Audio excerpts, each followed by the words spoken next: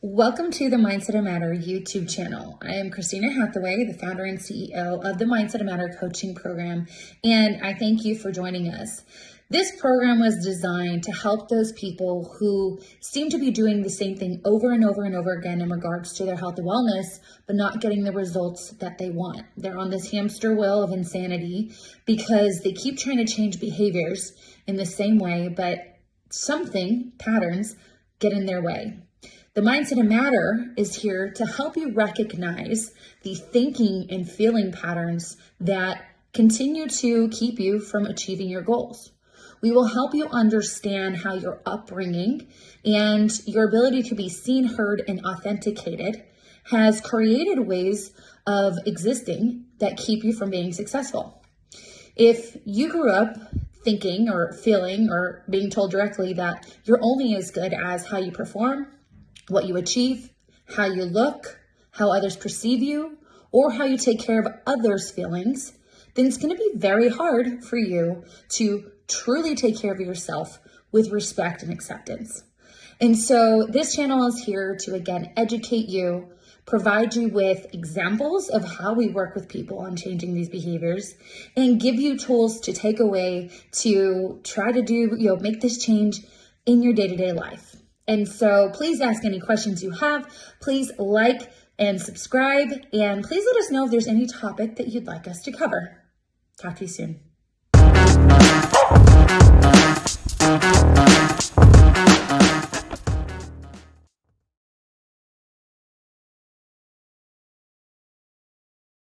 I'm going to go ahead and get started. I am excited for this webinar today.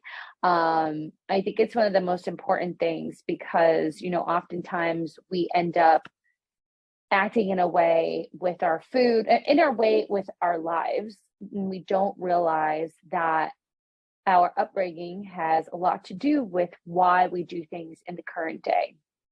And as someone who has worked as a family therapist for many, many years, I, have seen these patterns play out.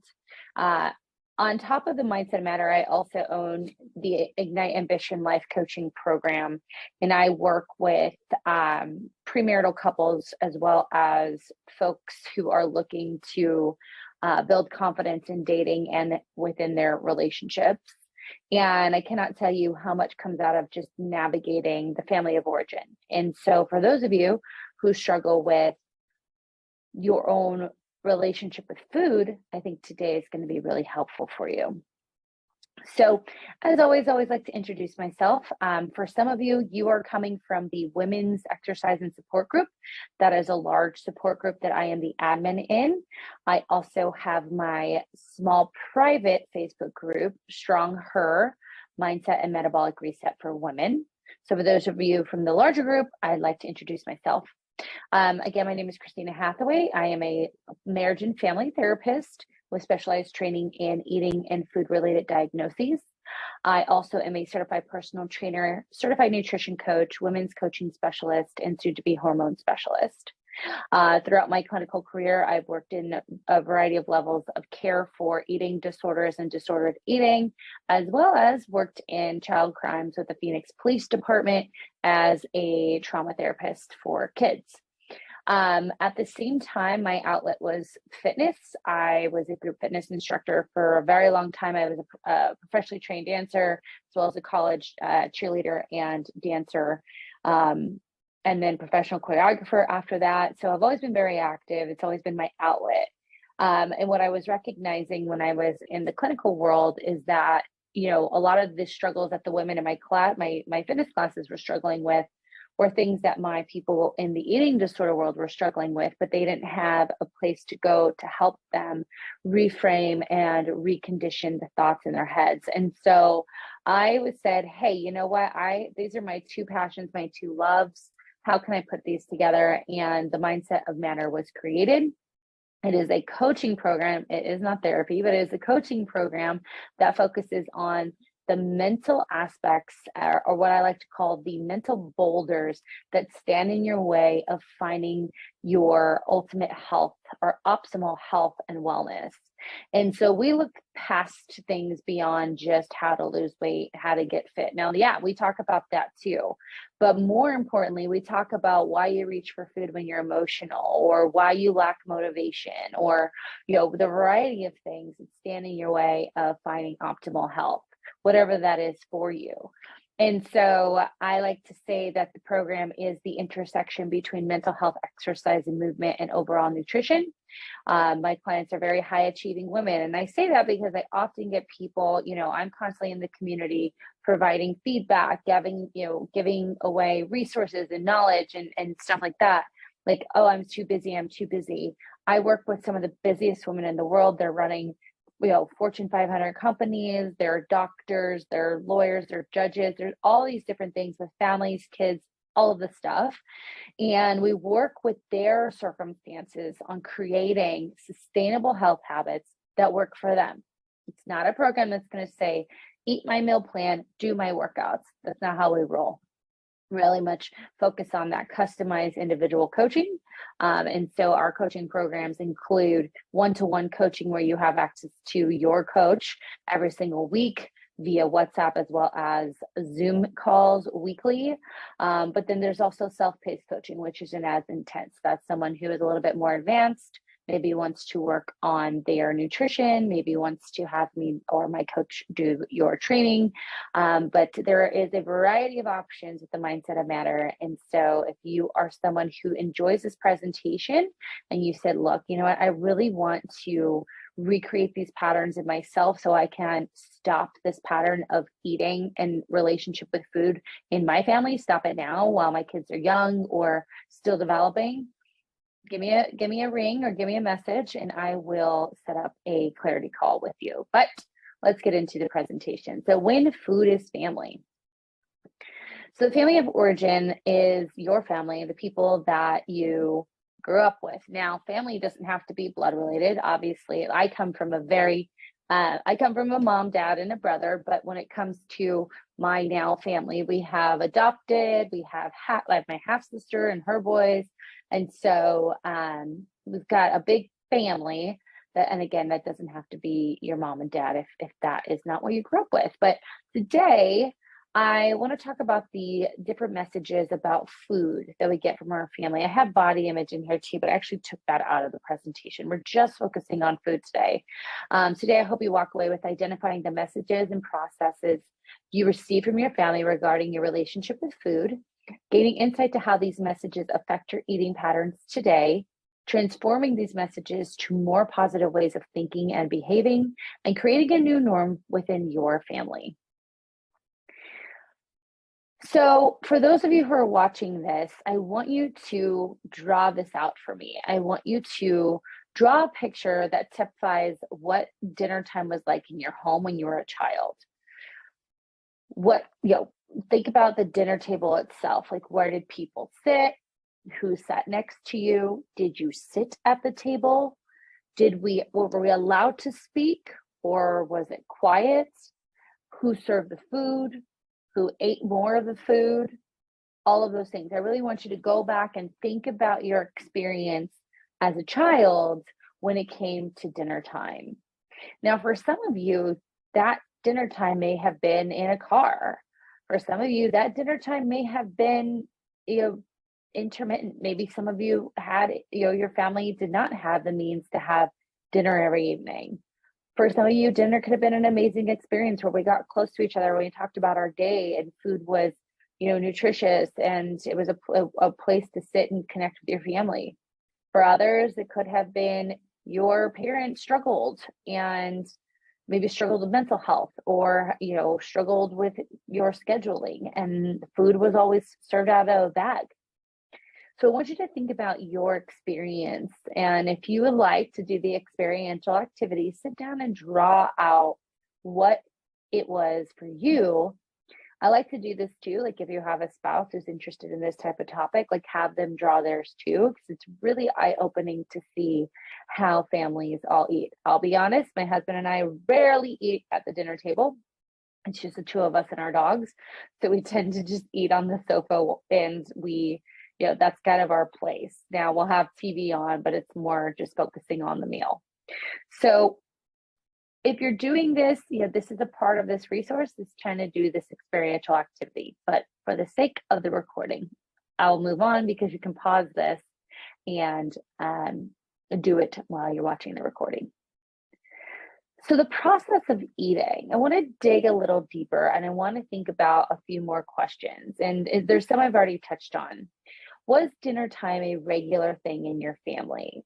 So this can mean, did you have the means to eat every evening? Did you maybe kind of rush through meals because everyone was so busy? Or, you had to make food for yourself, so it wasn't necessarily like dinner time, you just kind of ate when you were hungry. Like, what was your experience with dinner time itself? Then, what was your experience with eating and your plate? Were you forced to eat everything on your plate, which is something that I see all the time? Like, you're going to sit there, you're going to eat all this food, even when the child is no longer hungry. This is a common trait, and we'll talk about how it manifests into adulthood. Did you get food as a reward? My parents, for us who grew up in the 80s, McDonald's was a thing. Like, oh, you got good grades, let's go to McDonald's. I don't remember that for myself. My mom actually didn't reward grades, she was like big on that. But with a lot of families, it's a reward, or say you're having a bad day. I've heard many times like parents coming in, giving you an ice cream, giving you a cookie, like, oh, this will make you feel better. And then were you forced to eat even if you told your parents you weren't hungry? So similar to that second one, but if you said, no, I'm not hungry and it's dinner time, were you sat down and made to eat? Again, very common traits. A few other questions here. How did your family use foods as a mean to get closer? So for me, as a half Italian, half Spanish woman, food is family. It is a big experience. There's a lot of it. It's excessive. It is not nutrient dense. And it is this way for my mother to feel appreciated or confident, maybe. So she will overdo it. And I've talked about this here before, where she just would make plates and plates and plates and plates of food and then have everyone, eat more, eat more. You want another plate? And then there's all this food left. So then she wants you to take it home. I have very clear boundaries around this. I do not do that. I eat my plate. I leave without anything. So, is this a means to get closer, or is there like certain traditions is the word around food in your family? Did you often eat on the go, in the car, or feel rushed? Right? We talked about this. Like sometimes, with me, a lot of my dinners after like age 9 were in a dance studio because I was dancing, 4 or 5 hours into the evening. So my parents would drop off something. And I just remember eating my little food like in the corner between classes so that I could have dinner and then I'd go back to class. Did you ever feel forced to eat beyond comfort? Right? So again, number 2 and number 4 on the other page, like did I sit down and eat? Yes. Did I eat, everything on my plate? Yes. Was I forced to eat more? That's a thing too. I have my grandfather would, if you said you didn't want to eat all of your food, he would actually add to your plate. And then you were forced to sit there. I never had to do that because your girl would just hide food in her napkin. Was food ever scarce? Right? And that doesn't, always just mean I can't afford food, which is a very real thing in this world. But for some people, and this goes with the last one, they were just restricted foods. So, the household that had like all the bomb ass foods, the snacks, and then like your household didn't, you're like, when I go to Susie's house, I'm going to have all the cheese balls, right? Or, food was, very, restrictive. Maybe your parents struggle with their own eating issues. So everything was, as people in mainstream would call it clean eating. Maybe your parents restricted you from having sugar. Maybe they restricted you from having certain carbohydrates, which of course we want our children to eat a well-balanced meal, but they're children and they know that there are sweet treats out there, and that's okay. So I want you to be thinking about like, well, how did we do this? Like, what were the things that I experienced in my own family that caused me to, which we'll talk about, have the patterns I have today. So these are just a few questions to ask yourself. So I want to talk about just types of eating styles in families. So the first is the authoritarian feeding style, and I touched on a few of these in the questions. The first is authoritarian or controlling feeding style. Here, a parent may be inclined to push a child to take more bites of food or ask a child to clean their plate. The parent might also restrict a child's access to non-healthy, non-nutritious foods. Next is permissive and neglective feeding style. A permissive or indulgent feeding style is one in which a parent has loose reins on what a child eats and the access a child has to food. A parent may say, sure, you want cookies? No problem. There are few boundaries in the kitchen, and a child may help themselves to whatever they want, whenever they want, and there are no delineated time frames given for eating. Now, this is different than the parent that allows their child to listen to their hunger and fullness cues and then sit down and have the dinner we have. Lastly is the authoritative style, love with limits. The feeding style associated with most positive health outcomes is known as authoritative feeding style, defined as love with limits. This offers children boundaries and structure, but still considers their feeling and preferences.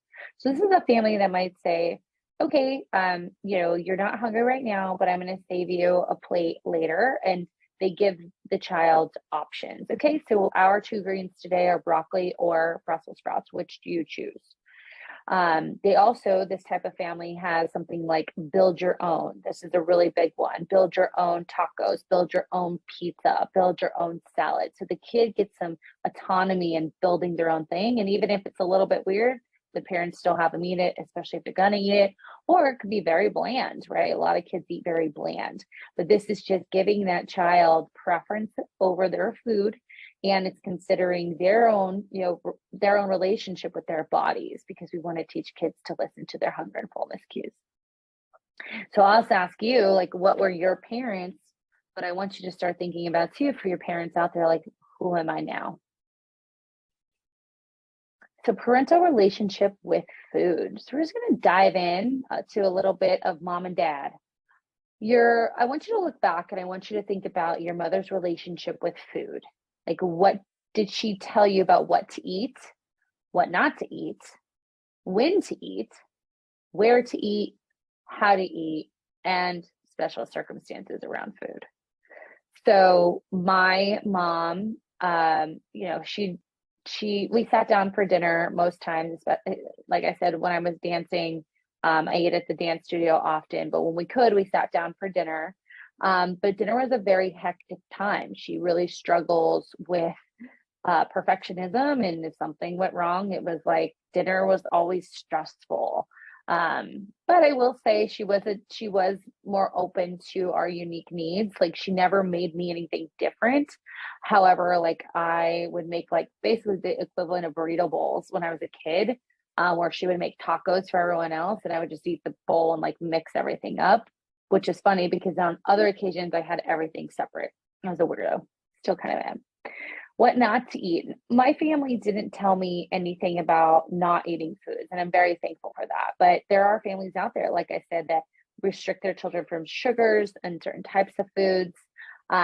However, I do remember my mom having those like SnackWell, like healthy cookies and stuff like that, which obviously I also remember too, like, you couldn't eat those cookies because they were mom's cookies. And bet you all of you are like, yep, remember that.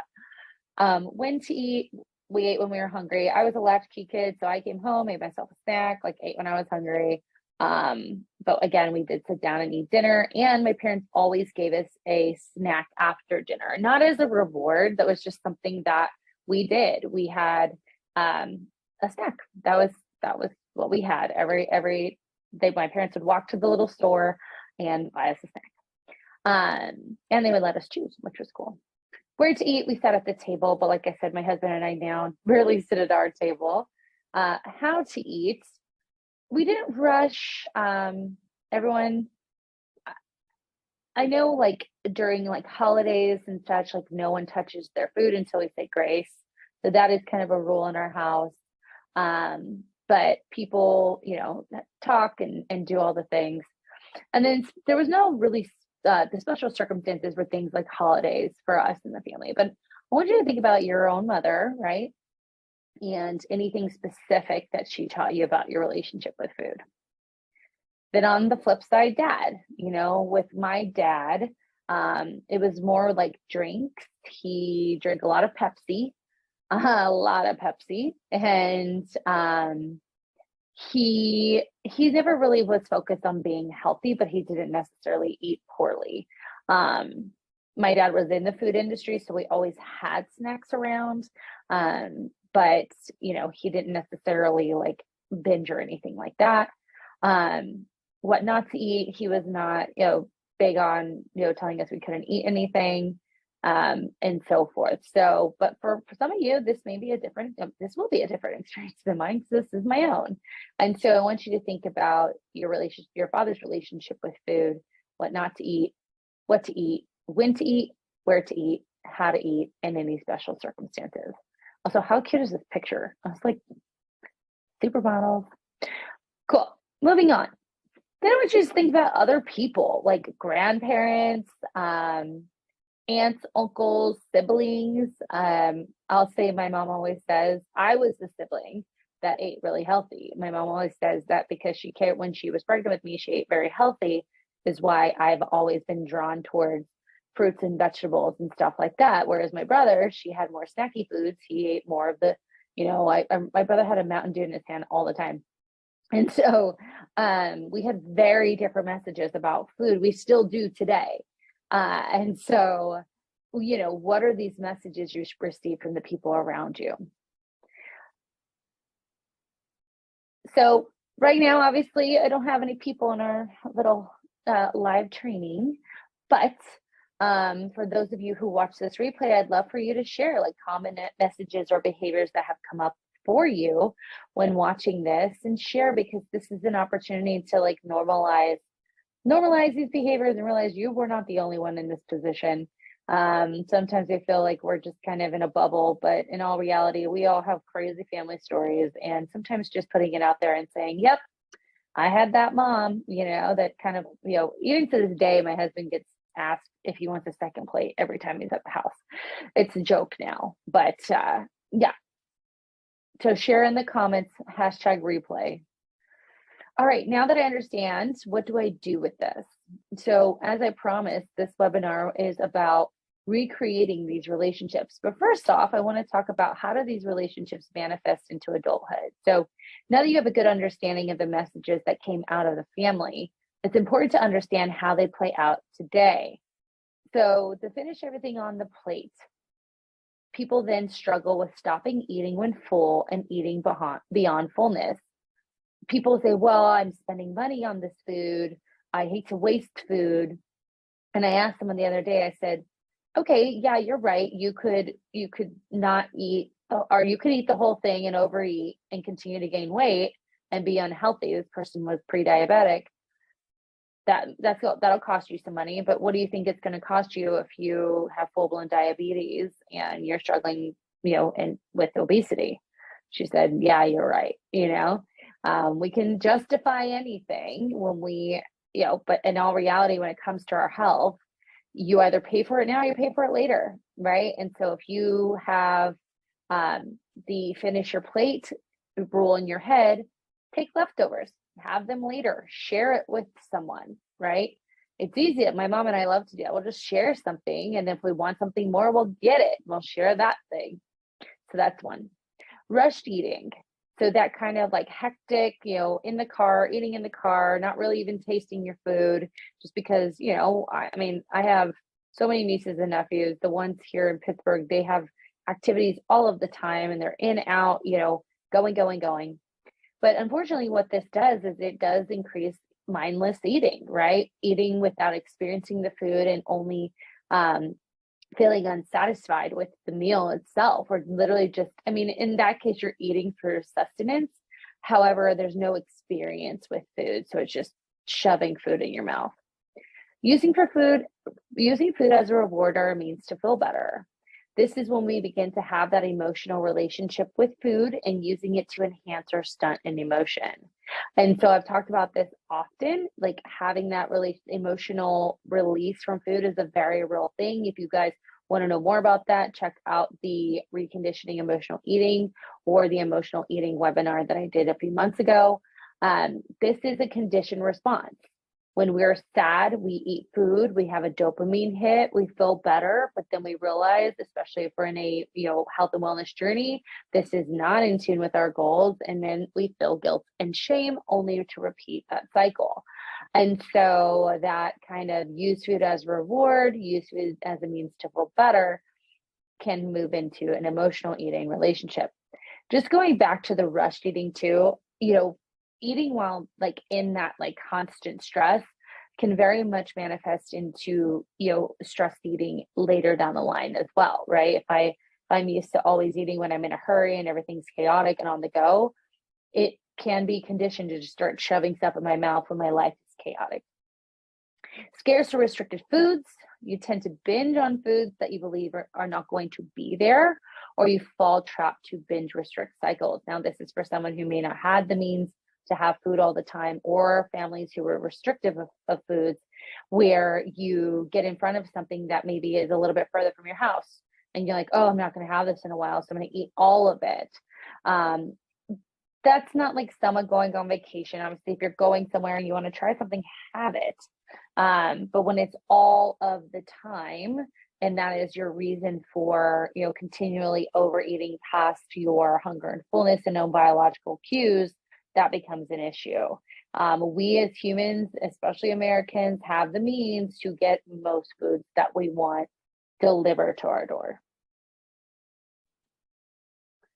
So what do you do with it now? So you understand like how it's manifested, like what are the things that you can do to recognize and reframe these patterns? So this is going to talk about you. Then I'm going to go into like certain things you can do with your own family. So number one, recognize how these patterns play out in your life. I gave you a few tidbits on what they look like. Just being very aware, like, oh, when I am stressed, I'm popping food in my mouth. I have these conversations with clients all of the time. I had one today where my client was like, I just don't understand. I haven't done this in so long, but I just kept grabbing for the candy. And she and I like walked through it. Like, well, what do we think was contributing to this? I always say, instead of getting critical, get curious. And we got very curious about what was going on with her. And we realized that, there are some upcoming events that mimic a time in her life where she was very unconfident and food was a means of comfort. And so these upcoming events very much look like, sound like, smell like, feel like the past.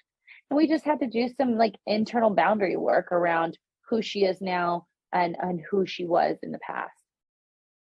What do you feel internally when experiencing these patterns? What are your thoughts, right? What do I say to myself? Oh, well, I'm just going to have it because I'm out with friends, or, tomorrow I'll get back on my diet, or, I'm not going to have this in a long time, so I'm just going to eat the whole thing, right? These are very common thoughts. What are the physical feelings you feel inside? So some people would literally get sweaty, clammy, like anxious because they want to clean their plate. And then what emotions do you feel? Do you feel elated? Do you feel guilt? Do you feel shame? Just recognizing that internal experience. Next, you want to create a reframe or an affirmation around this behavior. And I have a few here for you. One being, it's okay to leave food on the plate. Like, you're gonna be fine. The food is gonna, save it for your dog, save it for you. Just know that once you've hit fullness, that's your body's way of saying, I'm done. Think about a baby. We talk about this all the time. Think about a baby. A baby knows when it is hungry and it knows when it's full, and they don't do much else. Another reframe is, I'm listening to my body's fullness. Next one, I have the means to have this food when I want. Next, I can validate myself from within. That's when we're reaching for food for like a reward. I deserve to eat without distraction. So these are some of those reframes and reframing that feeling in the moment. Next, recognize how changing these patterns make you feel. I cannot tell you how cool it is when my clients are like, oh my gosh, actually, I'm going to read you something right now that I got today. She said, holy smokes. So my delivery lentil salad was kind of gross. I actually hate most lentils if they aren't in soup. I had pasta leftovers instead, and it's delicious. And I ate about a third of what I thought it would be because I slowed down and I felt full. I told myself I can have more later if I'm hungry again. This is a client who struggles with the scarcity mindset as well as some emotional eating. And we're really working on slowing down, splitting her, like mentally splitting her plate in half, taking a 2-minute timeout in between, and listening to her body. And it's working brilliantly. I put on here some other ways people feel. So clients feel better after meals when not being stuffed. Duh. They feel a sense of control. They realize the correct portions for their bodies and feel great and almost surprised about this. I had a client text me like, what the fuck? Half a cheeseburger is satisfying to me. And this is someone who really struggled with like thinking in her head she had to eat big portions to feel satisfaction. And they start to validate themselves from within rather than external validation from food.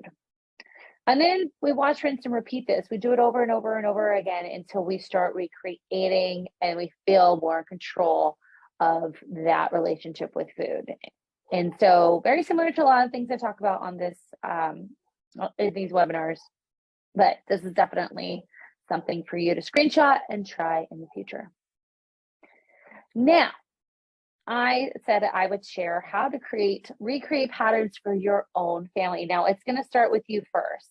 You can't tell your kids to eat a certain way and then your ass is in the McDonald's line, like eating the French fries in your car. Like, no, no, no. You need to be the model of health. Okay? The end. But here's some ideas around positive eating patterns in the family. Sometimes foods are not treats. So be careful about using this language, including the way we speak about food. So we call sugary, salty, or heavily processed foods like cakes or chips, sometimes foods instead of treats, right? And in my clients, we have more of, less of, more of, some of, less of. That's what it is. And it's like a green, yellow, and like red. And it's not just based on like nutritional values, based on how the food makes them feel. You don't have to eat everything on your plate. Allow your children to listen to their bodies and begin to trust it. That's your job. Like, give them less, and if they're like, I want more, then say, okay, just finish this and we'll give you another serving, and give them a smaller serving, right? Teach kiddos to sit and be present with their meal. Now, I'm talking about older kids, like your 3-year-old, probably not going to sit and be present with their food, but make it, gamify it. Like, ooh, let's use our noses. Oh, what do we smell this plate? Ooh, do you hear anything? Oh, it's sizzling. Can you hear it? Slow it down, give them that experience, right? And then, oh, we put it in our mouth, hold it in your mouth. Your taste buds want to feel it. You feel your taste buds feeling it, right? So these are things we can do with kids. Dessert is not a reward for finishing a meal or accomplishing anything. We have dessert because we enjoy it. The end. I have dessert every night. I have half a carton of Halo Top chocolate ice cream with 15 grams of peanut butter. I dip my little spoon in my peanut butter, dip it in my Halo Top. It's so good. I will have that this evening. Give everything a try. I love the concept of at least one new food per week and at least one bite of that food. But like I say in the next one, unless they really don't want it, don't force them if they're like, yeah, I don't want to try the octopus. But when you give kids, kids are, they can be kind of boring with their food. I shouldn't say that because I say don't use labels, but they get just kind of like, consistent with a certain like one or, I shouldn't say one or two, like 3 or 5 things, but like get them open to trying new things. It's a fun thing. Like, you can do it as a 1 to 10 scale, or like have a little sign like they do, like, 1 and 0, or you can do 9, and like just again gamify it. What a fun thing to do with the family. Try not to use labels. Stop labeling kids as picky or the family kitchen sink. Allow kids to explore, grow, and learn their own relationships with food. Hear that all the time. I have a picky eater. I have a picky eater. I have a picky eater. Like, allow them to be just that. Don't put the label on it, because we're just exacerbating it. When the kiddo has moments where they're trying new things, like, oh, did you like that? Cool. Would you want to maybe try some more foods like that? Like, build on when they are ambitious. And obviously, when they are in their routine, let them be in their routine. If you're weighing or tracking your food, explain that you're learning about proper serving size for your food in your body, or compare this to making a recipe. So this is for my clients who are in a calorie deficit, because they use a weight scale, a food scale, and then they enter it in MyFitnessPal. The last part there is use your phone away from your kiddos when you're entering it in. We're teaching kids to have a relationship with their bodies and foods. I teach my clients to have the same relationship, but there is an aspect of what we do that is learning the proper serving size for your body. That includes grams, ounces. Like, if I can see, so if I place, this is the scale, and I place, 4 ounces of chicken, I see that that's 4 ounces. Then I'm cognizant, like, okay, 4 ounces of chicken is really good for me. So if I go to a steakhouse and I get 2 of those 4-ounce chicken breasts, I'm going to say, whoa, this is too much for my body, right? Now, through that process, you're also going to listen to your hunger and fullness cues. And so everything is basically in alignment to having an intuitive process with your body. But we use the scale and the tracking to kind of give you that awareness. Then we move into, like that, this was bigger than I normally have. Probably not going to eat this other chicken breast, give it to someone else or take it home. Then we go into the intuitive process. And so that's really it. I hope that you found this information helpful. As I mentioned to you all, I have a private small Facebook group. For those of you on it, you're watching this live. For those of you coming from the very large women's exercise and support group, women's workout and support group, if you do want to have access to all of my live trainings, you can just screenshot this and it will take you to my support group, or I'm sorry, my smaller group page. I just choose not to keep all of my, intellectual property on a big group like that, because I can't control it as much. So I would love to have you. And for those of you watching this replay, as always, #replay, leave any comments, share any insights. I would love to hear from you. And for anyone who said, I have some more questions, feel free to reach out. I can send you a link to a free clarity call with me where we just sit down and kind of talk about things. So that's really it. I hope you guys found this helpful, and I will see you on Monday. Let me check. I think that I have not updated the next live training. Monday is going to be our only training until the following Thursday, because I will be on vacation. And I think what I'm going to do on Monday, because I see this often, is just where to start when it comes to exercise. Kind of a fundamental framework around, working out, around the gym, around weight training, and put together some workouts for you all, free workouts that you can use over the course of the next 90 days. So maybe longer. I don't know. Let's see if I have enough time. Cool, guys. Have a great rest of your day. Thank you all for your support. And if you know anyone who you think would find this information helpful, please invite them to our group. I would appreciate, I love giving back to the community. I do these absolutely for free, and I'm going to keep doing them even if y'all don't show up, because the replays actually get a lot of views, but I would love some interaction on in person. So I will set that up in the smaller group to be an event that we have each week. Thank you so much, and we'll talk with y'all next week. Bye-bye.